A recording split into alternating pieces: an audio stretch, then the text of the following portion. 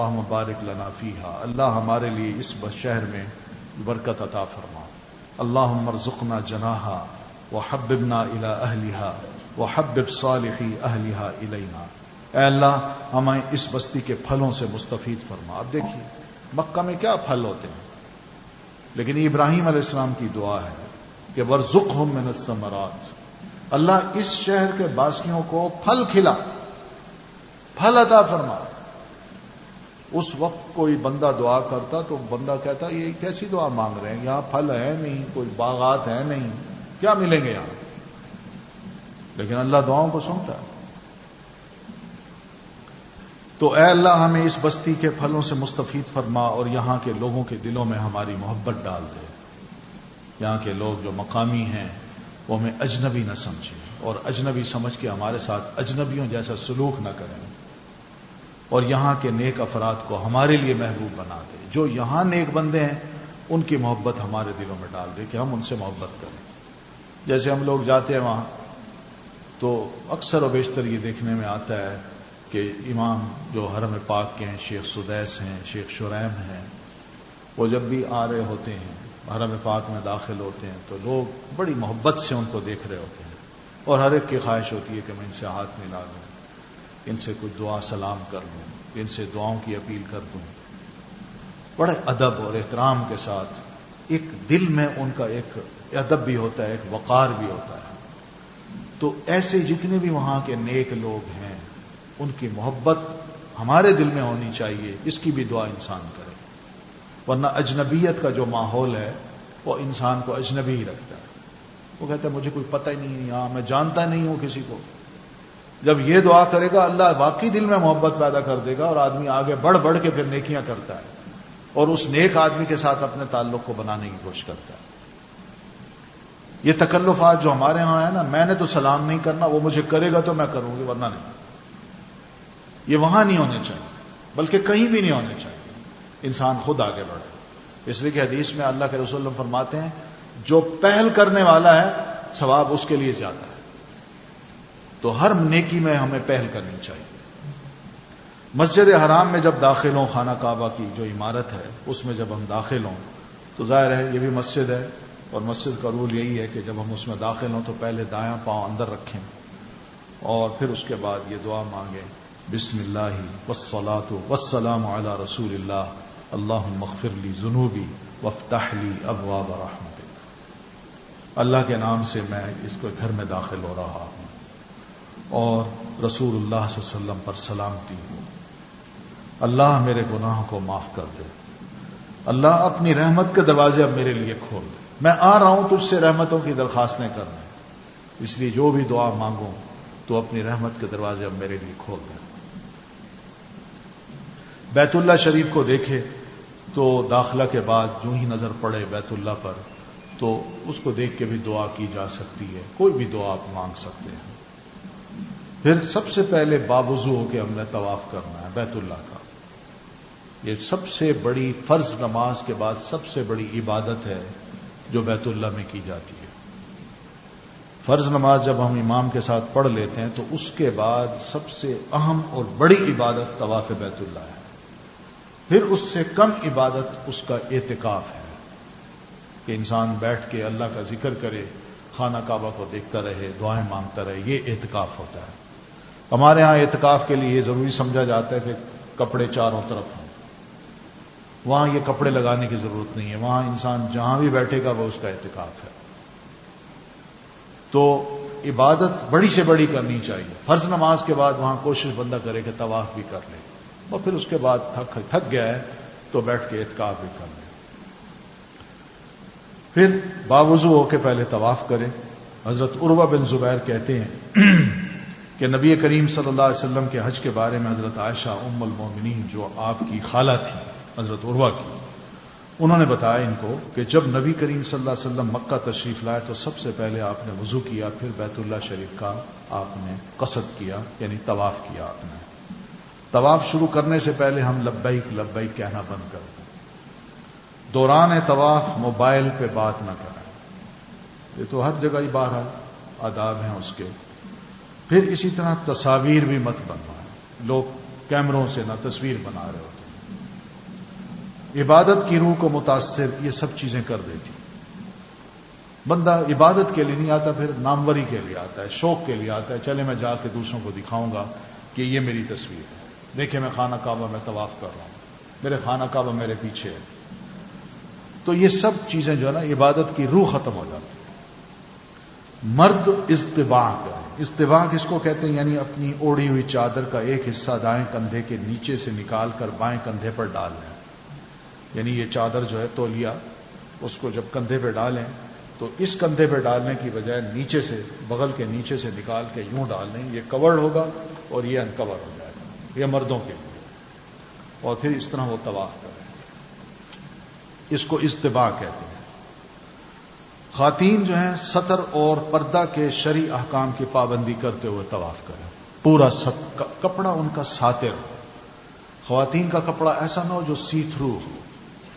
اکثر و بیشتر وہاں یہ دیکھنے میں آتا ہے، ہماری خاص طور پر پاکستان کی جو خواتین ہیں، پسماندہ علاقوں سے جو وہاں جاتی ہیں، جن کو پڑھی لکھی نہیں ہے، اکثر و بیشتر ان کو یہ دیکھا جاتا ہے. بلکہ عرب حضرات مجھے بھی کہتے ہیں کہ کم از کم سکھا کے تو بھیجا کریں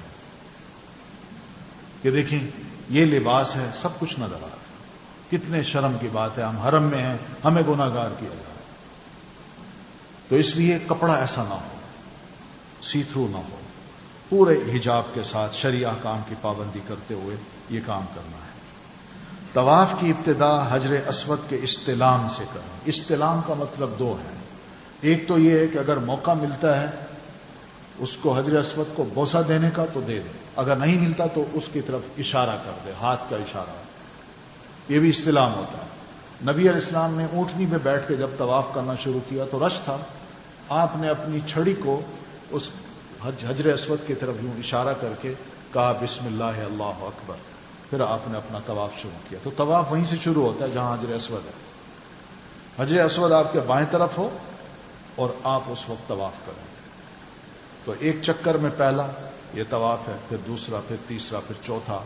اس طرح 7واں چکر جب وہاں لگے، ختم ہونے کو آئے، تو 7ویں چکر میں انسان ذرا خانہ کعبہ سے دور ہوتا جائے، دور ہوتا جائے، دور ہوتا جائے، اور اینڈ میں جا کے آرام سے نکل جائے. کیونکہ اگر قریب رہے گا تو 7واں چکر جو ہی قریب ہوتا ہے ختم ہوتا ہے تو پھر آنے والے جو ہے نا ان کو وہ چیر پھاڑ کے اندر سے نکلتا ہے. تو حاجیوں کی جو تکلیف ہے، عمرے کرنے والوں کی، طواف کرنے والوں کی، وہ بڑھ جاتی ہے. تو سمجھداری کا تقاضا یہ ہے کہ آدمی آخری چکر میں بالکل حرم کعبہ سے ذرا پرے ہوتا جائے، دور ہوتا جائے، پھر آہستہ آہستہ بالکل جہاں نکلنا ہے وہاں سے نکل جائے. یوں کریں. تو یہ 7 طواف کرنے ہیں حاجی نے. اس میں پہلے 3 جو ہیں وہ مرد حضرات ذرا رمل کریں گے. رمل کا مطلب یہ کہ ذرا تھوڑا سا اکڑ کے چلیں گے، اکڑ کے اور جوش کے ساتھ چلیں گے. یہ اکڑ تھی نبی علیہ السلام نے شروع کی تھی، اور اس لیے کی تھی کہ مسلمان جب مدینہ گئے تھے تو ذرا بیمار بھی ہو گئے تھے، اور جب واپس آئے طواف کرنے کے لیے، عمرہ کرنے کے لیے، تو مشرکین جب آپ کو دیکھتے تھے مسلمان، وہ کہتے تھے ان کے اندر لڑائی کی ہمت ہی نہیں ہے، یہ کیا لڑیں گے ہمارے ساتھ. تو نبی علیہ السلام نے فرمایا رمل کرو، ذرا تھوڑا سا نہ اکڑ کے چلو، پتہ چلے ان کو ہم جوان ہیں. اب وہ صورت تو نہیں ہے لیکن ایک سنت ہے، اس کو باقی رکھنا ہے. یہ نہیں کہ بھئی وہ وقت تھا جب مشرک تھے وہاں، تب تو یہ رمل تھا، اب کون ہے، سب مسلمان ہیں. نہیں، حضرت عمر نے یہ سوچا تھا کہ میں رمل بند کر دوں، مگر پھر یہ سوچ کے کہ میں کون ہوتا ہوں. اللہ کے رسول نے جس چیز کو جاری کیا ہے، خواہ لاجک نظر نہ آتی ہو لیکن ہمیں کرنا چاہیے، تاکہ وہ چیز ایک یاد رہے، وہ چیز یاد رہے کہ ہم مشرکوں کے سامنے، غیر مسلم کے سامنے اپنے آپ کو طاقتور ظاہر کریں، ہم ہمت رکھتے ہیں، ہم لڑنا جانتے ہیں. یہ پھر اس کے بعد یہ ہے کہ استلام جب انسان کر لیتا ہے تو بسم اللہ اللہ اکبر کہتے ہوئے انسان طواف شروع کر دے، اور اگر وہ چھو نہیں سکتا تو اشارے سے یا ہاتھ سے، دائیں ہاتھ سے اشارہ کر کے، تو ہر طواف کا چکر جب شروع ہوگا تو بسم اللہ اللہ اکبر کہتے ہوئے وہاں سے گزرنا ہے. طواف کے دوران ہم نے کیا کرنا ہے؟ دعائیں مانگنی ہے. تکبیر، اللہ اکبر، سبحان اللہ، الحمدللہ، ربنا آتنا فی الدنیا حسنہ وفی الآخرۃ حسنہ. جتنی بھی ماں باپ کے لیے، فوت شدگان کے لیے دعائیں مانگیں. اور اس دوران اگر موقع ملتا ہے تو حجر اسود کے ساتھ ایک دروازہ ہے جس کو ملتزم کہتے ہیں. اس ملتزم کے ساتھ، ملتزم کا مطلب ہوتا ہے چمٹ جانا. اس سے انسان اپنے دونوں ہاتھوں کو سینے کو لگا لے اور چمٹ کے اللہ کی بارگاہ میں دعائیں کرے. جو مانگ سکتا ہے مانگے، اپنے لیے مانگے، ملک کے لیے مانگے، ملک کے عوام کے لیے مانگے، ملک کے با اقتدار طبقے کے لیے مانگے، سب کے لیے خیر کی دعائیں مانگے، اصلاح کی دعائیں مانگے، اور ان کے مسلمان اسلام کو مضبوط ہونے کی دعائیں مانگے. اس طرح کی دعائیں جو مانگ سکتا ہے امت کے لیے مانگے، پوری مسلمان امت کے لیے مانگے. کتنے انسان جب وہاں واقعی جب چمٹتا ہے نا تو اس کو سمجھ آتی ہے کہ لگتا ہے جیسے میں اللہ کی جناب میں بالکل ایسے چمٹ کے دعائیں مانگ رہا ہوں. اور پھر یعنی میں خود بھی ایک دفعہ ایسے ٹرائی کی، میں نے کہ جا کے میں چمٹوں اور دعائیں مانگوں، لیکن میں جو ہی چمٹا تو میرے ساتھ جو ایک مصری نوجوان تھا وہ دعائیں مانگ رہا تھا. آپ یقین مانیں کہ جو میرے دل میں دعائیں تھیں وہی مانگ رہا تھا.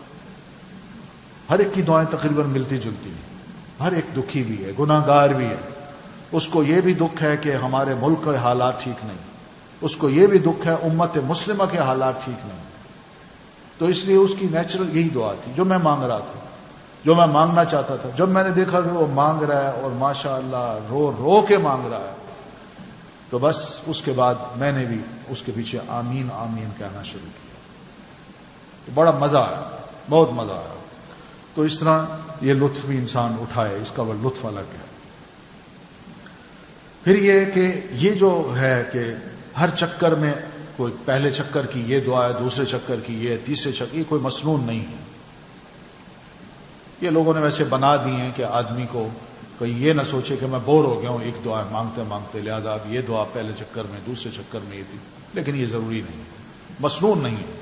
کوئی بھی دعا آپ مانگیں، والدین کے لیے، فوت شدہ والدین ہیں، رشتہ دار ہیں، بزرگ ہیں، ان سب کے لیے مانگیے. مرد طواف کے پہلے 3 چکر رمل کریں گے اور باقی 4 چکر عام چال میں چلیں گے، مگر عورتیں عام چال میں طواف کریں گی، ان کو رمل کرنے کی ضرورت نہیں ہے. دوران طواف رکن یمانی کو صرف چھوئیں، بوسہ نہ لیں. اگر چھونا ممکن نہ ہو تو پھر بغیر اشارے کیے وہاں سے گزر جائیں. یہ رکن یمانی کون سا ہے؟ حجر اسود کے پیچھے والا. ٹھیک ہے، تو یہ پھر اس کے بعد دوران طواف نماز کا وقت ہو جائے تو طواف روک کر مرد اپنے دونوں کندھے ڈھانک کر نماز ادا کرے. طواف روک دیں، نماز کھڑی ہو رہی ہے، طواف روک دیں، وہیں پر کھڑے ہو جائیں جہاں طواف روکا ہے اور وہیں صف میں کھڑے ہو کے نماز پڑھ لیں امام کے ساتھ. یہ فرض ہے. یہی بات ہے کہ فرض جب ہو رہا ہو تو آدمی سنتوں اور نفلوں کو چھوڑ دے. اہمیت فرض کی ہوتی ہے. اس لیے نماز میں بھی یہ کہا گیا کہ اذا اقیمت الصلاۃ، جب نماز کے لیے تکبیر کہہ دی گئی تو پھر اس کے بعد کوئی اور نماز نہیں ہوتی. سب نمازیں آدمی توڑ دے، وہاں کھڑا ہو جائے، اور نہ اس کے ہوتے ہوئے کوئی اور نماز پڑھے. پہلے فرض پڑھ لے، پھر جب فرض پڑھ لے گا امام کے ساتھ تو پھر وہیں سے دوبارہ اپنا طواف جو ہے نا باقی شروع کر دے. یہ نہیں کہ اس کا پچھلا طواف ختم ہو گیا، نہیں، وہ باقی رہے گا، آگے سے شروع کرے، جو باقی رہ گیا وہ پورا کر لے. تو نماز سے فارغ ہونے کے بعد پھر مرد اپنا دایاں کندھا کھول دے، پہلے چکروں کو شمار کرتے ہوئے باقی چکر پورے کر کے طواف کر لے. خواتین بھی نماز با جماعت ادا کریں اور طواف کے باقی چکر بعد میں پورے کریں. نماز کی ادائیگی کے دوران صف بندی کی طرف پوری توجہ ہو، سب ٹھیک ہو، یعنی مل کے کھڑے ہوں، خلا کوئی باقی نہ رہے. فرض نماز کی موجودگی میں کوئی دوسری نماز نہیں ہوتی. مسجد حرام میں طواف اور نماز ممنوع اوقات زوال میں بھی ادا کر سکتے ہیں. وہاں کوئی زوال نہیں ہے، ممنوع وقت نہیں ہے، یہ وقت مکروہ ہے. مسجد حرام میں ایسا نہیں ہوتا. وہاں کسی بھی وقت کوئی نماز پڑھی جا سکتی ہے اور کوئی نوافل بھی پڑھے جا سکتے ہیں، کوئی عبادت بھی کی جا سکتی ہے. طواف مکمل کرنے کے بعد استوا ختم کر دیں، یعنی اب دونوں کندھے ڈھانک لیں مرد حضرات. احرام، اجتباء اور رمل صرف عمرہ کے طواف کے لیے ہے بس. باقی طواف زیارت ہے، طواف وداع ہے یا دیگر نفلی طواف کے لیے نہ احرام باندھیں، نہ اجتباء کریں اور نہ رمل کریں، بلکہ عام لباس میں جو شلوار قمیص ہمارا لباس ہے اس میں انسان طواف کر سکتا ہے. اب اس طواف کے بعد وہیں آپ دیکھیں گے ایک مقام ابراہیم ہے، تو وہ آپ کو ابھی انشاءاللہ دکھایا جائے گا. طواف مکمل کرنے کے بعد آیت میں واتخذوا من مقام ابراہیم مصلی، حضرت ابراہیم علیہ السلام کا جو مقام ہے اس کو ہر مسلمان مصلی بنائے، یعنی وہاں 2 رکعت نماز پڑھے. یہ کیوں کہا ہے؟ یہ اس لیے کہا ہے کہ بندے کو یہ یاد آ جائے گا کہ ابراہیم علیہ السلام نے کتنے اخلاص سے اللہ کا یہ گھر بنایا تھا جبکہ وہاں کوئی آبادی نہیں تھی. ان کی محنت وہاں سے فلسطین سے آئے اور پھر انہوں نے جو وہاں قربانیاں دیں، اپنے بچے کو ذبح کرنا، وہ مرحلہ بھی آیا. خانہ کعبہ بنانے کا حکم آیا تو وہ بھی بنا دیا. باپ بیٹے نے دونوں نے یہ کام کیا، اور جب کر رہے تھے تو ان کی عاجزی کی ایک دعا یہ تھی کہ ربنا تقبل منا انک انت السمیع العلیم، مولا یہ کام ہم نے کیا ہے اس کو قبول فرما. انک انت السمیع العلیم، اس لیے کہ دعاؤں کو سننے والا بھی تو ہے اور العلیم دلوں کی حالت کو جاننے والا بھی تو ہے. اس لیے انہوں نے یہ دعا کی تھی اور اللہ نے ان کی یہ دعا قبول کر لی. اس مقام کو اللہ نے کتنی عظمت عطا کی ہے بیت اللہ.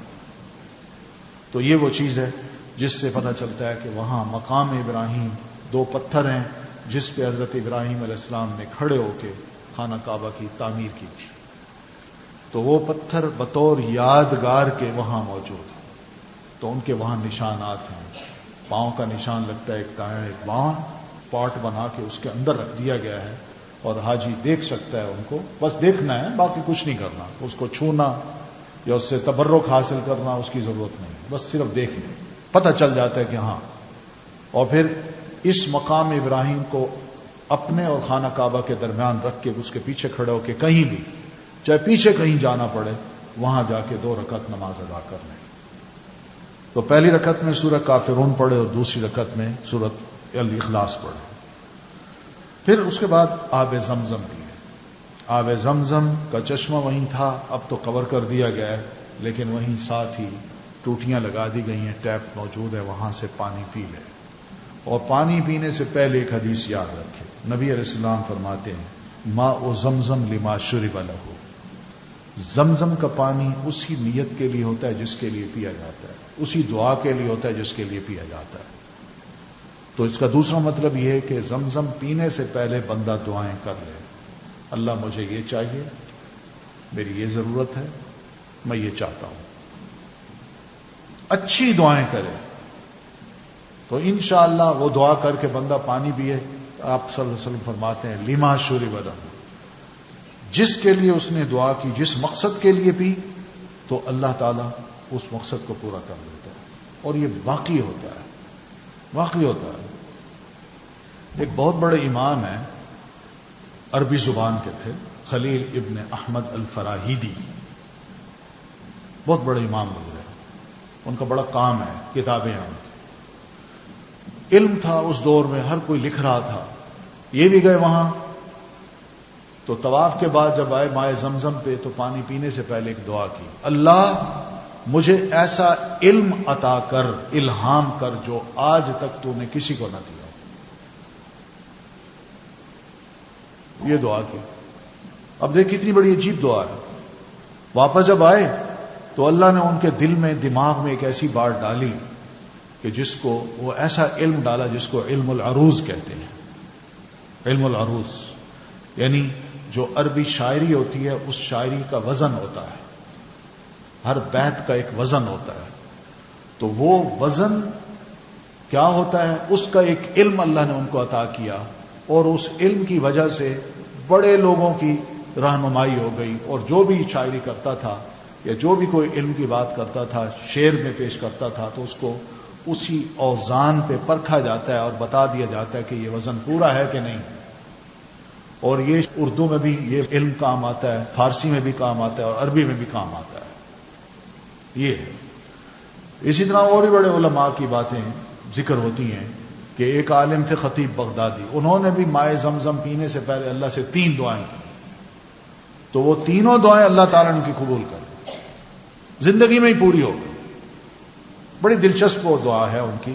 بہرحال وہ تینوں دعائیں اللہ تعالیٰ نے پوری کر لی. ابن عباس آب زمزم جب پیتے تو یہ دعا فرماتے تھے، اللہم انی اسألک علما نافعا ورزقا واسعا وشفاء من کل داء. کتنی خوبصورت دعا ہے، جامع دعا. یہ سیدنا ابن عباس نبی علیہ السلام کی کزن ہے، صحابی رسول ہیں، عالم ہیں، قرآن مجید کے ترجمان ہیں، اس کے علم رکھنے والے ہیں. دعا یہ کرتے ہیں، اللہ میں تجھ سے ایسے علم کا سوال کرتا ہوں جو مفید ہو، کیونکہ غیر مفید علم بھی ہوتا ہے، اس میں انسان بڑا وقت ضائع کر دیتا ہے، جس میں اکثر و بیشتر ہم کہتے ہیں سوال کرنے بیٹھ جاتے ہیں، یہ کیا چیز ہے، یہ کیا ہے. کیوں بھائی؟ Just for information. یہ جسٹ فار انفارمیشن والی جو علم ہے یہ کوئی مفید علم نہیں ہے. اور اسی طرح اور علم ہے، مثلا ہم بیٹھے ہیں ٹی وی پہ کرکٹ کا میچ ہو رہا ہے، اس کو دیکھ رہے ہیں، یا کوئز پروگرام آ رہا ہے اور اس میں ٹیسٹ یہ لیے جا رہے ہیں، ہاں بھائی تم یہ گروپ یہ بتایا، یہ گروپ یہ بتایا جی فلاں نے فلاں میچ میں کتنی وکٹس گرائی تھی، فلاں نے فلاں میچ میں کتنی وکٹس حاصل کی تھی، کتنے سکور بنائے تھے. اب یہ کوئی علم ہے؟ یہ علم غیر مفید ہے، اس سے بچنا چاہیے. بہت سے ایسے علوم ہیں جن کے ہم ٹو میں رہتے ہیں کہ یہ بھی پتہ چل جائے، یہ بھی پتہ چل جائے، یہ بھی پتہ چل جائے، جس میں وقت کا ضیاع، جس کا کوئی فائدہ نہیں. اس ٹائم کو علم مفید میں خرچ کرنا چاہیے جو دنیا بھی سنوار دے اور آخرت بھی. پھر اس طرح رزقا واسعا، وسیع رزق عطا فرما. رزق تو اللہ دیتا ہے لیکن اس میں وسعت نہیں ہوتی، برکت نہیں ہوتی. آدمی کہتا ہے میں کماتا ہوں، پیتا ہوں، لے آتا ہوں، کچھ سمجھ نہیں آتی کہاں جاتا ہے. تو اس کے لیے دعا. اور پھر وشفاء من کل داء، کوئی بیماری جسم میں نہ لگے، اللہ اگر لگ جائے تو اس سے بھی شفا عطا فرما. کعبہ کے دروازے اور حجر اسود کے درمیان کا حصہ ملتزم ہے. زمزم پینے کے بعد ممکن ہو تو ملتزم سے چمٹ کر دعا بھی مانگ سکتے ہیں. پھر سعی کرنی ہے. سعی عبادت کی نیت سے صفا اور مروہ کے درمیان 7 چکر لگانا سعی کہلاتا ہے. یعنی یہاں سے نکل کے نا جب ہم حرم پاک کے مطاف میں ہوں جہاں کھلا صحن ہے اندر، تو اس میں آپ دیکھیں گے جہاں طواف ختم ہوتا ہے تو بالکل سامنے دیوار پہ اوپر کر کے ایک گرین رنگ کی ایک لائٹ لگی ہوئی ہے، وہاں طواف ختم ہوتا ہے. اور وہی جو لائٹ ہے اسی پر سیڑھیاں ہیں نیچے، تو انہی سیڑھیوں کو چڑھ کے سیدھے چلے جائیں تو سامنے صفا کی پہاڑی ہے.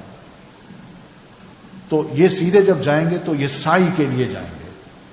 تو صفا کی پہاڑی پر پہنچ کے اب ہم نے چکر لگانے ہیں، سعی کرنی ہے. اور یہ سعی ہمیں یاد دلاتی حضرت حاجرہ علیہ السلام کی دوڑ کی، جو انہوں نے اپنے بچے کے لیے پانی کی تلاش میں 7 چکر لگائے تھے. کبھی ادھر جاتی، پھر اتر کے وہاں جاتی، پھر ادھر چاروں طرف دیکھتی، پھر واپس آتی، اور درمیان میں جو چھوٹی سی پہاڑی آتی تھی، بچہ اوٹ میں آ جاتا تھا تو وہاں دوڑ لگاتی تھی، جاتے ہوئے بھی آتے ہوئے بھی. تو یہ دوڑ لگانے کا جو حصہ ہے وہ اوپر جو بیم ہے اس پہ گرین لائٹ لگی ہوئی ہے، اور پھر اس کے آگے بھی لگی ہوئی ہے، یعنی اس کے درمیان دوڑ لگانی ہے، آتے ہوئے بھی اور جاتے ہوئے بھی. تو یہ سب چیزیں جو ہے نا بہرحال یہ ابھی پڑھتے ہیں. عبادت کی نیت سے صفا اور مروہ کے درمیان 7 چکر لگانا سعی کہلاتا ہے. صفا سے مروہ تک 1 چکر ہوگا اور مروہ سے صفا تک دوسرا چکر ہوگا. یعنی یوں نہیں ہوگا کہ یہاں سے میں چلوں پھر واپس آؤں 1 چکر ہوگا، اس طرح 14 چکر بن جائیں گے. وہ نہیں، یہاں سے صفا سے یہ مروہ ہے، یہ صفا ہے، یہاں سے شروع کرنا ہے، مروے تک پہنچنا ہے، یہ 1 چکر ہے، پھر مروے سے واپس آنا ہے صفا تک، یہ دوسرا چکر ہے. تو اس طرح تیسرا، چوتھا، پانچواں، چھٹا، ساتواں، مروے پہ آ کے 7واں چکر ختم ہوگا. تو یہ بھی حج کا اہم رکن ہے اور عمرے کا بھی. آپ نے فرمایا کتب علیکم السعی فسعوا، اللہ نے تم پر سعی کو لکھ دیا ہے، فرض کر دیا ہے، لہذا سعی کیا کرو. صفا اور مروہ کی سعی کے لیے آنے سے پہلے حجر اسود کا استلام کریں. باب صفا پر صفا پہاڑی کی طرف آئیں تو جب پہاڑی نزدیک آئے تو یہ دعا پڑھیں، یہ آیت پڑھیں، ان الصفا والمروۃ من شعائر اللہ، اور یہ کہیں ابدأ بما بدأ اللہ بہ، میں بھی اسی چیز سے شروع کرتا ہوں جس سے اللہ نے شروع کیا. یہ پڑھتے ہوئے صفا پہاڑی پر آئے، اتنا چڑھیں صفا پہاڑی تو اب وہ انہوں نے کور کر دی ہے، باڑ لگا دی ہے شیشے کی، اب صفا پہاڑی پہ کوئی بیٹھ نہیں سکتا، لیکن چڑھائی جو ہے اس چڑھائی پر انہوں نے سنگ مرمر لگا دیا ہے، بس وہیں پر کھڑے ہو کے کعبہ کی طرف رخ کر کے ہم نے دعا مانگنی اور یہ لفظ کہنے ہیں اللہ اکبر 3 دفعہ، اور پھر اس کے بعد یہ 3 دفعہ یہ کلمات کہنے ہیں لا الہ الا اللہ وحدہ لا شریک لہ لہ الملک ولہ الحمد وہو علی کل شیء قدیر لا الہ الا اللہ وحدہ انجز وعدہ ونصر عبدہ وہزم الاحزاب وحدہ۔ یہ آخری جو جملے اس کا مطلب یہی ہے کہ اس نے اپنا وعدہ پورا کیا، یعنی نبی علیہ السلام سے جو وعدہ کیا تھا وہ اللہ نے پورا کر دکھایا کہ آپ نے مکہ فتح کر لیا ہے اور کعبہ پاک صاف ہوگا، تو اللہ نے جو وعدہ کیا اس نے پاک صاف بھی کرا لیا، اس میں اب شرک کا کوئی کام نہیں ہوتا۔ اپنے بندے کی مدد فرمائی، یعنی اس کو فتح کرنے میں اللہ نے بندے کی مدد فرمائی، اور ایسے مجاہدین صحابہ کی صورت میں آپ کو دے دیے کہ بڑی آسانی سے آپ نے مکہ فتح کر لیا اور مکہ کو پاک بھی کر لیا۔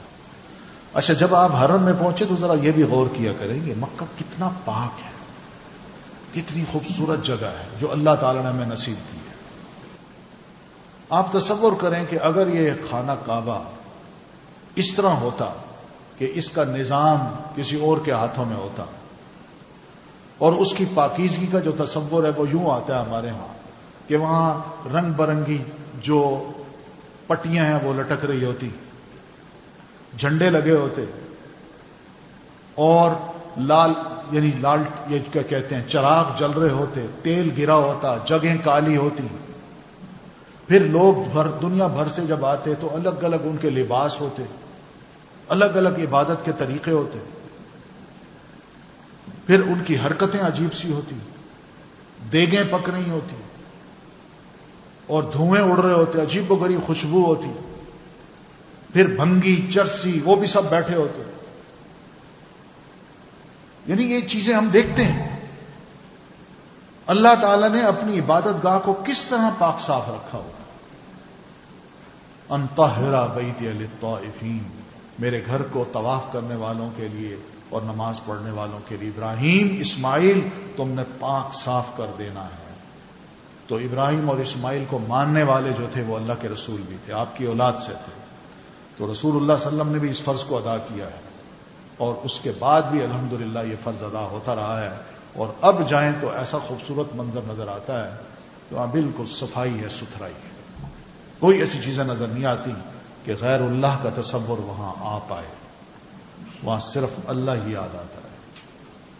اس لیے وہاں جب پہنچنا ہے تو اپنے ذہن کو اور اپنے دل کو غلط خیالات سے اور غلط عقائد سے بھی صاف کر کے جانا ہے، یعنی ایسا نہ ہو کہ میں یہاں پر تو مشرکانہ خیالات کا قائل ہوں کہ میں کہوں اور بھی کوئی سنتا ہے اللہ کے علاوہ، اور میں وہاں جاؤں تو میرا دماغ تو وہی ہوگا، میں بیمار ہوں گا، طواف بھی کر رہا ہوں گا، بیمار بھی ہوں گا، اور پھر دیکھوں گا کہ بھئی آرام نہیں آ رہا، تو یہ بھی ہو سکتا ہے جیسے یہ بات ہے اور یہ بات کوئی سچی ہے، یہ گھڑی ہوئی نہیں بات ہے۔ بات یہ ہے کہ وہاں ہمارا کھڑا ہوا آدمی فون کرتا ہے لاہور میں، اور بھئی میں بیمار ہوں، طواف کر رہا ہوں، بڑی تکلیف ہے، ایسا کرو ایک دیگ پکا کے نا داتا دربار پہ جا کے تقسیم کراؤ بابے کے نام پہ، اور اس سے دعا کر لو میرے لیے۔ یہ حقیقت ہے، لوگ کرتے ہیں ایسے۔ یہ بدبختی ہے کہ انسان یہاں سے جائے، اپنے خیالات کو صاف ستھرا نہ کرے، اور وہاں جا کے بجائے اللہ کے حضور گڑ گڑانے کے اللہ کی مخلوق کے بعد سے توقعات رکھے۔ یہ شرک نہیں تو اور کیا ہے؟ اس سے بچنا چاہیے، اپنے خیالات کو بالکل صاف کر کے بندہ وہاں جائے، پیور کر کے میں نے اللہ سے مانگنا ہے، اللہ ہی میرا سب کچھ ہے اور کوئی نہیں ہے، کوئی کچھ نہیں کر سکتا۔ یہ چیزیں ذہن میں ہونی چاہیے۔ تو بہرحال صفا سے مروہ کی طرف آتے ہوئے مرد جو ہیں سب ستونوں کے درمیان دوڑے، وہی سب ستون جو ہیں، خواتین معمول کی چال چلے، مروہ پہاڑی پر چڑھتے ہوئے اور چڑھنے کے بعد صفا پر کیا ہوا عمل دہرائیں، وہی دعا مانگیں، ادھر بھی ادھر بھی، سعی کرتے ہوئے درمیان میں خوب کثرت سے ذکر کریں، دعائیں مانگیں، لا الہ الا اللہ پڑھیں، سبحان اللہ الحمدللہ پڑھیں۔ کسی شرعی عذر کے وجہ سے عورت ہے چل نہیں سکتی، بیمار ہے، یا آدمی بوڑھا ہے بیمار ہے نہیں چل سکتا، تو وہ چیئر لے لے، تو سوار ہو کے بھی سعی کی جا سکتی ہے، تو یہ بھی جائز ہے۔ سعی کے دوران فرض نماز کا وقت ہو جائے تو پھر سعی چھوڑ کے وہی نماز با جماعت ادا کر لی جائے، اور نماز کے بعد پھر وہیں سے اپنی باقی سعی پوری کی جائے۔ تو جب چکر مکمل ہو جائیں 7، تو پھر اس کے بعد کیا کرنا ہے؟ حلق کرنا ہے یا تقصیر کرنی ہے۔ سعی کے بعد مرد اپنا سر منڈائیں یا سر کے بال کتروائیں۔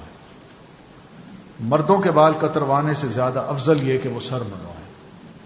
خواتین جو ہیں انگلی کے 1 یا 2 پور کے برابر اپنے بال کاٹیں۔ بال کاٹنے کے عمل کے ساتھ ہی الحمدللہ عمرہ پورا ہوتا ہے۔ اور یہ بال کٹوانے کے لیے پہلے تو ہوتا تھا نا، عمرے کے دروازے سے مرد باہر نکل جاتے تھے، سامنے دکانیں ہوتی تھیں، اب وہ دکانیں نہیں ہیں، وہ سب میدان بن گیا۔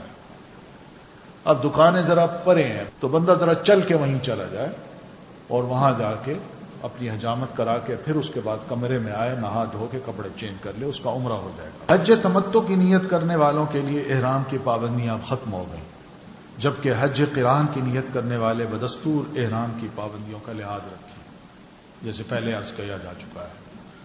اب حج کے جو دن ہیں وہ جیسے میں شروع میں عرض کر چکا ہوں وہ 6 ہیں۔ تو حج شروع کب ہوتا ہے؟ 8 ذی الحجہ کو، 8ویں تاریخ جب آئے گی ذی الحجہ کی، جس کو یوم الترویہ کہتے ہیں، اس دن حج شروع ہوگا۔ وہ کس طرح کہ حج تمتع کی نیت کرنے والے افراد غسل کر کے اپنی قیام گاہ سے احرام باندھیں۔ میں کمرے میں رہتا ہوں، ہوٹل کے کمرے میں، میں وہیں پر ہی غسل کروں گا اور یہ نیت کروں گا کہ اب میں احرام باندھ رہا ہوں حج کی۔ عورت بھی ایسے کر سکتی ہے، اپنے کمرے سے ہی نیت کر کے وہ احرام باندھے، پھر جب احرام باندھے تو یہ لفظ کہے لبیک حجن، اللہ میں حج کی اب نیت کر کے حاضر ہو رہا ہوں۔ یہ نیت کرنے کے بعد ایک بار یہ کلمات بھی ادا کریں، اللہم حجتن لا ریاء فیہا ولا سمعتا، اللہ یہ ایسا حج ہے جس میں کوئی دکھاوا نہیں ہے اور نہ ہی کوئی سننا چاہتا ہوں کہ لوگ مجھے حاجی کہیں۔ اس کے بعد تلبیہ پڑھنا شروع کر دیں، لبیک اللہم لبیک لبیک لا شریک لک لبیک ان الحمد والنعمت لک والملک لا شریک لک۔ خواتین اگر حالت حیض میں ہوں تو وہ بھی احرام کی نیت کر لیں، صرف وہ طواف نہ کریں بیت اللہ کا، باقی سب ریچول جو ہے نا مناسک وہ ادا کر سکتی ہیں۔ تو مکہ سے اب مینا کے لیے روانہ ہو اور ظہر سے پہلے مینا میں پہنچ جائیں، کوشش یہ کریں۔ مینا میں 5 نمازیں ظہر، عصر، مغرب، عشاء اور اگلے دن کی جو فجر کی نماز ہے وہ پڑھنی ہے، اور یہ سب قصر کے ساتھ پڑھنی ہے، مگر اپنے اپنے وقت پہ پڑھنی ہے۔ رات کو مینا میں قیام کرنا ہے، جیسے پہلے میں عرض کر چکا ہوں۔ پھر 9 ذی الحجہ یہ یوم عرفہ ہے، یعنی عرفات کے میدان میں ہم نے جانا ہے۔ تو 9 ذی الحجہ کو طلوع آفتاب، جو ہی سورج طلوع ہو تو ہم نے مینا کو چھوڑنا ہے اور عرفات کی طرف چلنا ہے، اور مینا سے عرفات جاتے ہوئے راستے میں تکبیرات کہنی ہے، اللہ اکبر لا الہ الا اللہ، اور تلبیہ پڑھنا ہے، لبیک اللہم لبیک لا شریک لک لبیک، اور تکبیرات بھی کہنی ہے، اللہ اکبر لا الہ الا اللہ واللہ اکبر وللہ الحمد۔ قرآن مجید میں اللہ تعالیٰ نے فرمایا وَلِتُكَبِّرُوا اللَّهَ عَلَى مَا هَدَاكُمْ، تاکہ تم اللہ کی بڑائی ان دنوں میں بیان کرو۔ پھر تلبیہ کے الفاظ بھی آپ سب جانتے ہیں۔ پھر اسی طرح مسجد نمرہ ہے عرفات میں، اس میں زوال آفتاب کے بعد ہم جمع ہو جائیں اور خطبہ حج پوری توجہ کے ساتھ سنیں اور خاموشی سے سنیں۔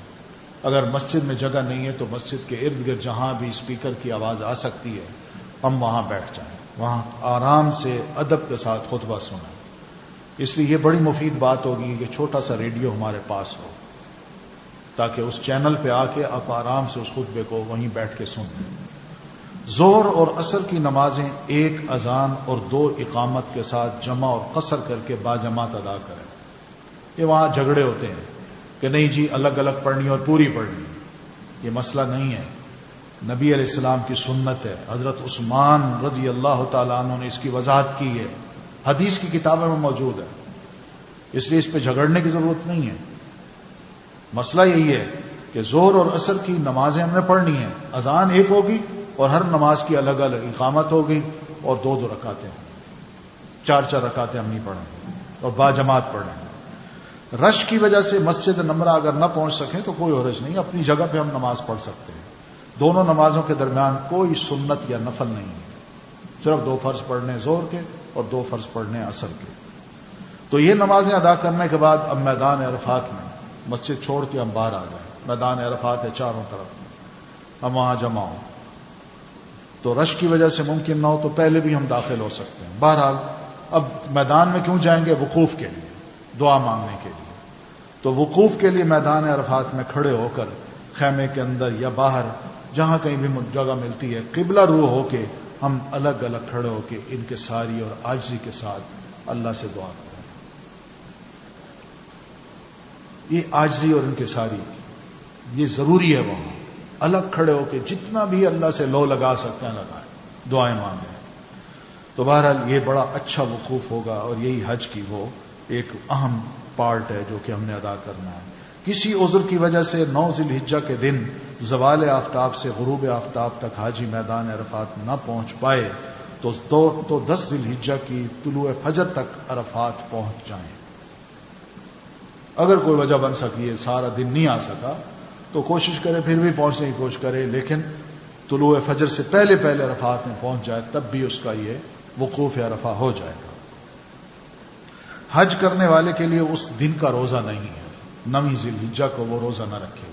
ہم لوگ جو ہیں جو حرم میں نہیں ہیں بلکہ حج ادا نہیں کر رہے، دوسری جگہوں پہ رہ رہے ہیں، بغیر حج کے رہ رہے ہیں، تو وہ نیت کر سکتے ہیں کہ آج ہم روزہ رکھتے ہیں۔ تو 9 کا جو حج کا روزہ ہے، 9 ذی الحجہ کا، اس کا بڑا ثواب بھی ہے۔ اور نہ ہی اس دن کی کوئی نفل نمازیں ہیں، زیادہ سے زیادہ دعائیں مانگیں وقوف عرفات میں اور ذکر الہی کریں۔ عرفات قبولیت دعا کی بہترین جگہ ہے اور یوم عرفہ قبولیت دعا کا بہترین دن ہے۔ تو نبی صلی اللہ علیہ وسلم فرماتے ہیں عرفہ کے دن کے سوا کوئی اور ایسا دن نہیں جس میں اللہ کثرت سے اپنے بندوں کو آگ سے آزاد کرتا ہو اور فرشتوں کے سامنے ان حاجیوں کی وجہ سے فخر کرتا اور فرشتوں سے پوچھتا ہے کہ یہ لوگ کیا چاہتے ہیں۔ تو یہ میں حدیث سنا چکا ہوں آپ کو، تو یہ قیمتی وقت ہے، اس سے بھرپور فائدہ اٹھائیں۔ عرفہ کے دن بہترین دعائیں جو ہیں وہ دعائیں جو انبیاء علیہ السلام نے مانگی تھی، اور وہ ہے لا الہ الا اللہ وحدہ لا شریک لہ لہ الملک ولہ الحمد وہو علی کل شیء قدیر، یہ دعا بھی ہے اور ذکر بھی ہے۔ وقوف عرفہ فرض ہے، رہ جائے تو حج ادا نہیں ہوتا اور نہ ہی فدیہ دینے سے اس کی تلافی ہوتی ہے۔ عبد الرحمن بن یعمر صحابی ہیں، یہ کہتے ہیں کہ میں نبی اکرم صلی اللہ علیہ وسلم کے پاس تھا کہ کچھ لوگ آئے اور حج کے بارے میں انہوں نے دریافت کیا، تو آپ نے فرمایا الحج عرفہ، حج عرفہ کا نام ہے، فمن ادرک لیلۃ عرفۃ قبل طلوع الفجر، جو شخص بھی عرفات کی رات کو طلوع فجر سے پہلے پا لیتا ہے، من لیلۃ جمع کی رات کو، فقد تم حجہ، تو اس نے گویا کہ اپنا حج پورا کر لیا۔ یعنی یہ میدان عرفات کا جو دن ہوتا ہے نا، اس کی رات جو ہے بات ہو رہی ہے۔ پھر یہ دن وہاں گزار کے اب غروب آفتاب جو ہی ہوگا، سورج غروب ہوگا، فوراً ہی وہاں سے نکلنا ہے، نماز مغرب نہیں پڑھنی وہاں، اور رخ کرنا ہے کس طرف؟ مزدلفہ کی طرف، اور بڑے اطمینان کے ساتھ اور وقار کے ساتھ روانہ ہونا ہے، جلد بازی نہیں کرنی۔ وہاں پھر پہنچ کے مغرب اور عشاء کی نمازیں جمع اور قصر کرنی ہیں، دونوں نمازیں ایک اذان اور 2 اقامت کے ساتھ ادا کریں، اور دونوں نمازوں کے درمیان کوئی سنت یا نفل نماز نہیں ہے۔ مزدلفہ میں رات سو کے گزاریں۔ مزدلفہ میں رات بسر نہ کر سکنے کی صورت میں جانور کی قربانی دیں، یہ دم ہے۔ اگر وہاں رات نہیں ہو سکی، پہنچ نہیں سکا بندہ، تو پھر جانور کی قربانی دیں۔ خواتین، بچے، کمزور، بزرگ چاہیں تو آدھی رات مزدلفہ میں گزارنے کے بعد منی روانہ ہو جائے، وہ نکل جائے وہاں سے، اس لیے کہ بعد میں رش ہوگا، تکلیف ہو، یا دن چڑھتا ہے تو سورج کی گرمی اور تکلیف دیتی ہے، تو اس وجہ سے ان کی اتنی اجازت ہے۔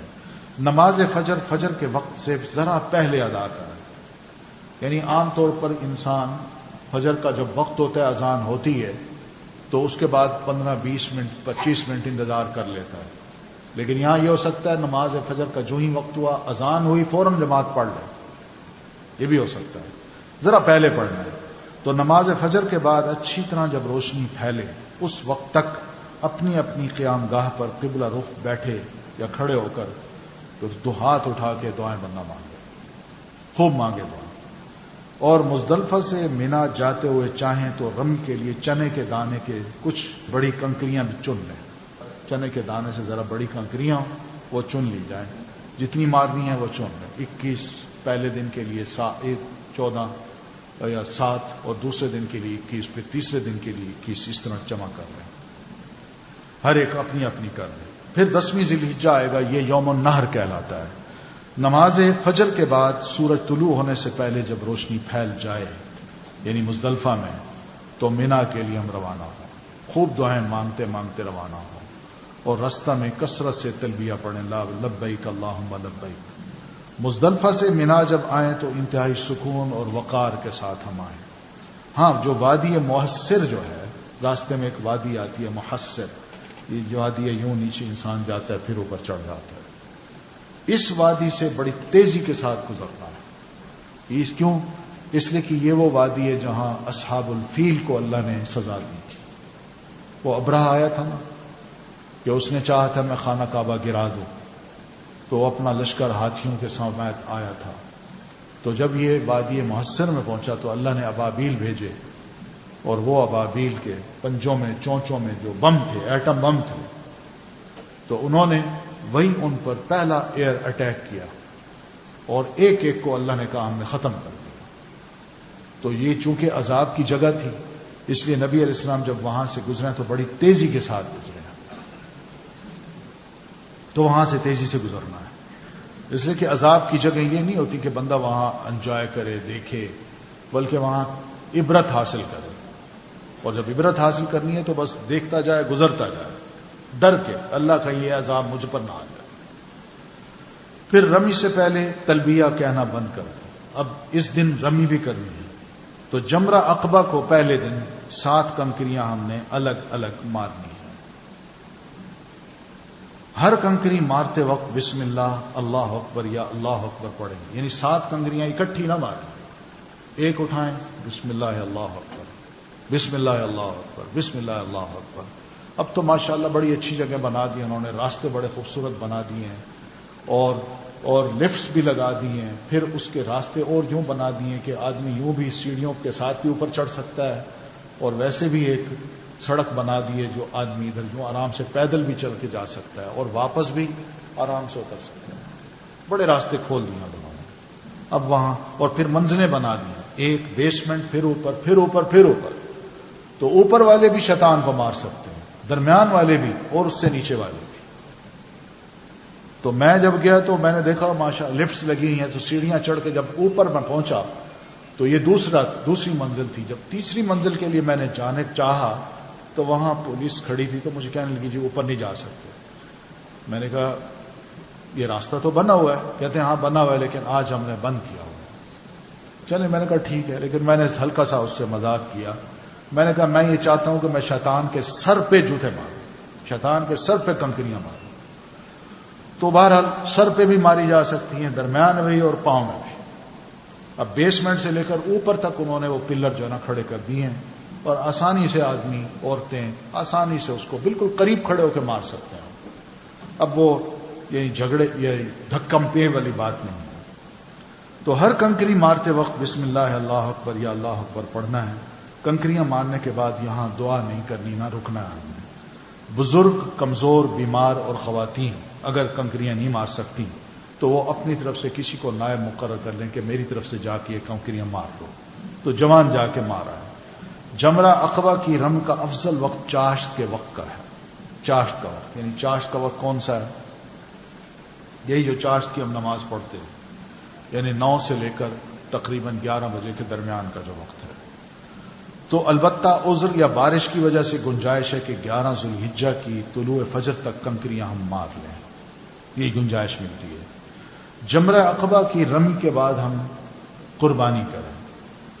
10 ذی الحجہ کی صبح سے لے کر 13 ذی الحجہ کے غروب آفتاب تک ہم قربانیاں کر سکتے ہیں. یہ سب قربانی کے دن ہیں. مینا یا مکہ میں کسی بھی جگہ حج کی قربانی ہم کر سکتے ہیں. استطاعت کے مطابق ایک یا ایک سے زیادہ جانوروں کی بھی ہم قربانی کر سکتے ہیں، کسی کی طرف سے بھی کی جا سکتی ہے. جو مسئلہ وہ اتنا ہے کسی کی طرف سے بھی. مثلا نبی علیہ السلام نے امت کی طرف سے 300 اونٹ قربان کیا، تو کوئی حاجی رسول اللہ صلی اللہ علیہ وسلم کے لیے بھی قربانی کر سکتا ہے، والدین کے لیے بھی ہو سکتی ہے، کسی کے لیے بھی ہو سکتی ہے، قربانی ہو سکتی ہے. جو مسئلے ہیں بس اس میں رہیں. نمازیں کسی کی طرف سے نہیں پڑھی جا سکتی اور نہ ہی اسی طرح قرآن کسی کی طرف سے پڑھا جا سکتا ہے، بلکہ صرف جو مسئلے ہیں حج کسی کی طرف سے کیا جا سکتا ہے، عمرہ، یا پھر یہ ہے کہ کیا نام ہے اس کا، قربانی کسی کی طرف سے کی جا سکتی ہے. حج تمتع اور حج قران کرنے والوں کے لیے قربانی واجب ہے. جو قربانی نہ کر سکیں وہ حج کے دنوں میں 3 اور گھر جا کر 7 روزے پھر رکھیں. 3 وہاں رکھیں، پھر واپس جب پہنچے تو 7 گھر میں رکھیں. یہ قرآن کا مسئلہ ہے. قربانی کے بعد مرد جو ہیں وہ سر منڈوائیں یا تقصیر کروائیں، عورتیں صرف تقصیر کریں، ہلکے سے بال کاٹ لیں. بال کٹوانے سے افضل ہے کہ بال منڈوائیں.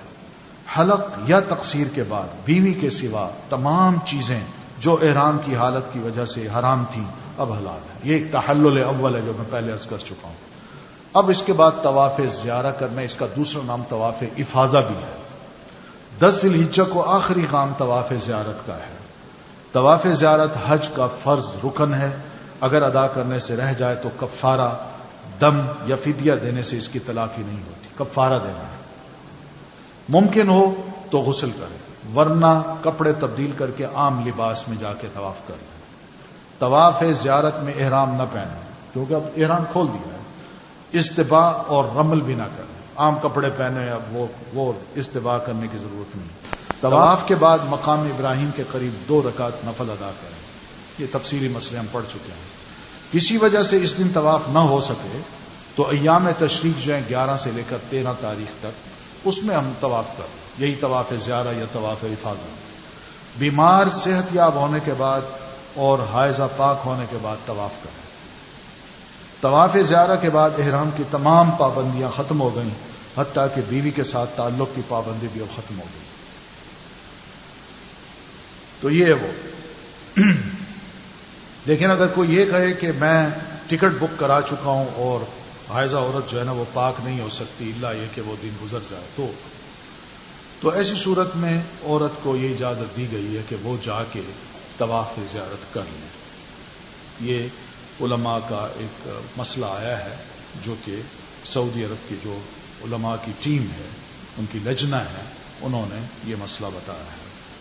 حج کی سعی، حج تمتع کرنے والے طواف زیارت کے بعد حج کی سعی کر لیں تو صحیح کے احکام گزر چکے ہیں.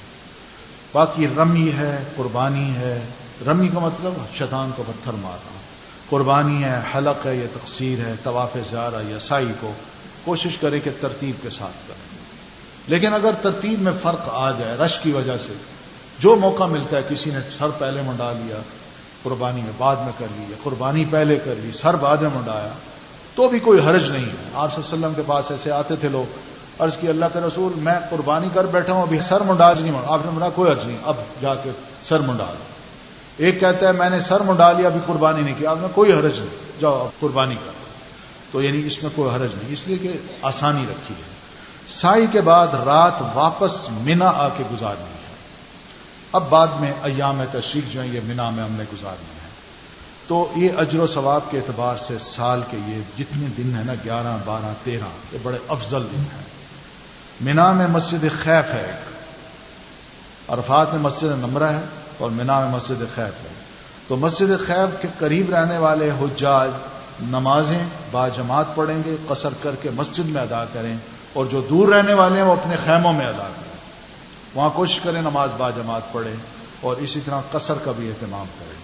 ایام تشریق میں روزانہ زوال آفتاب کے بعد تینوں جمرات، پہلا جمرہ اولا کہتے ہیں، دوسرا جمرہ وسطی اور جمرہ عقبہ جو سب سے بڑا ہے پیچھے ہے، ان کو بالترتیب پہلے دن صرف شیطان بڑے کو مارنا ہے.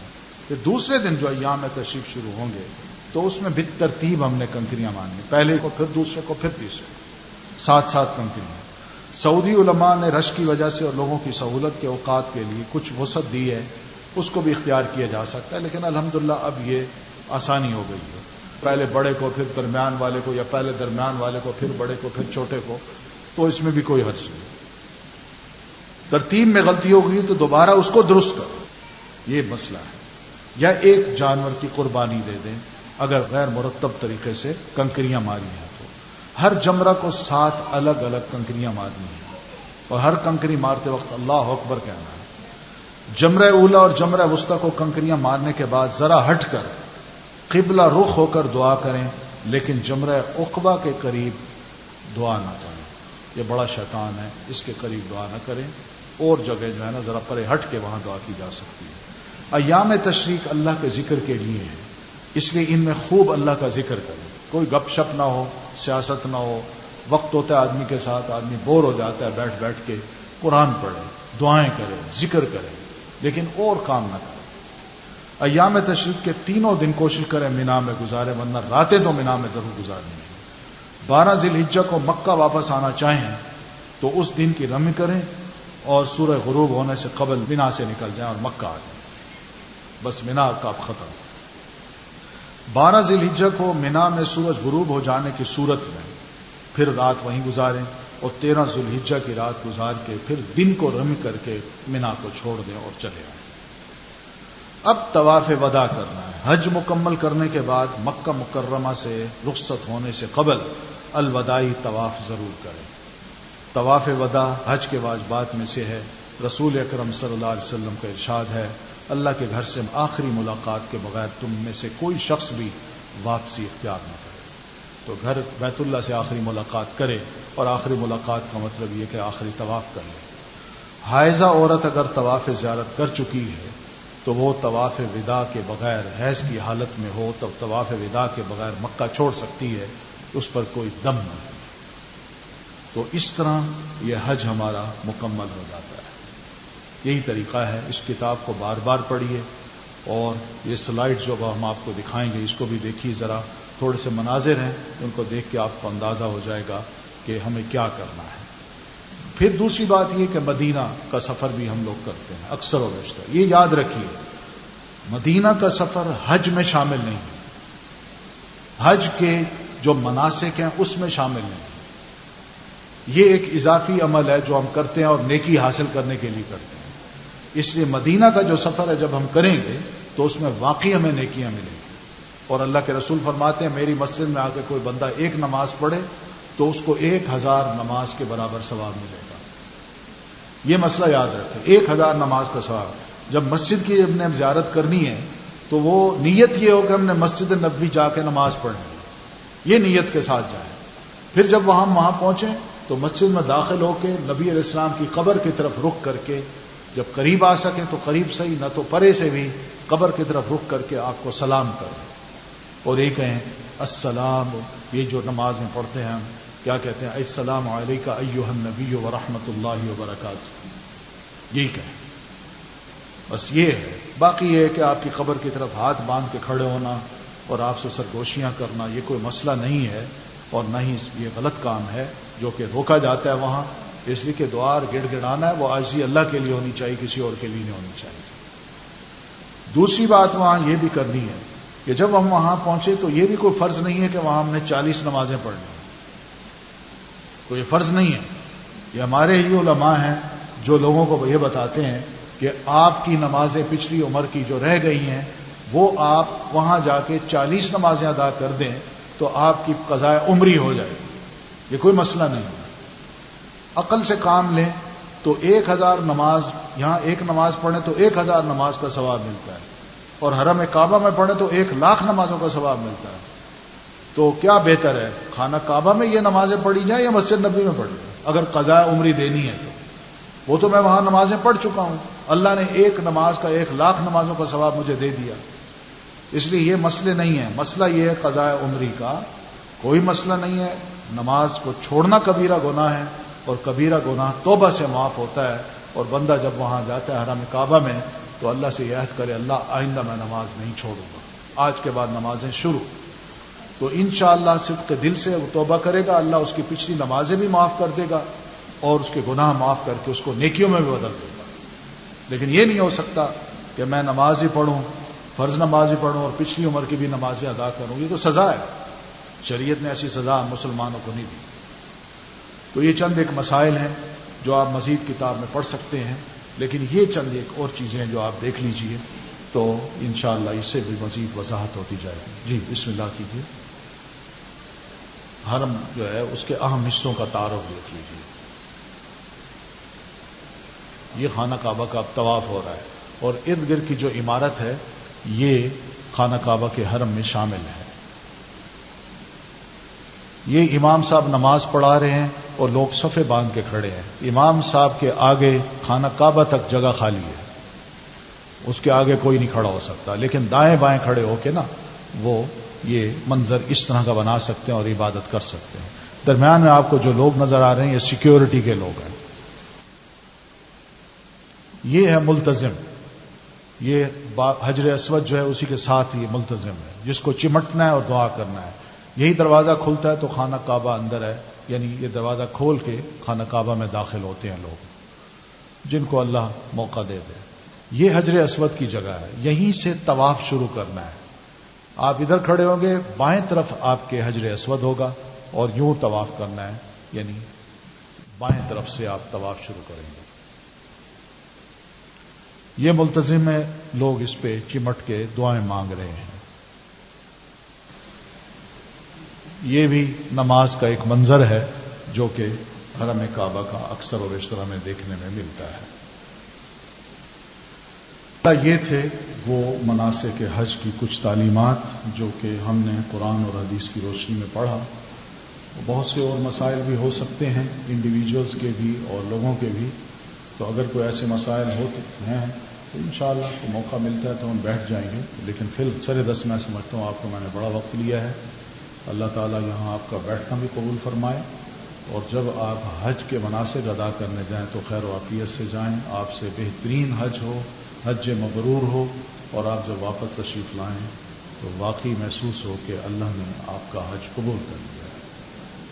انہی دعاؤں کے ساتھ میں اجازت چاہتا ہوں. اللہ حافظ. السلام علیکم ورحمۃ اللہ وبرکاتہ.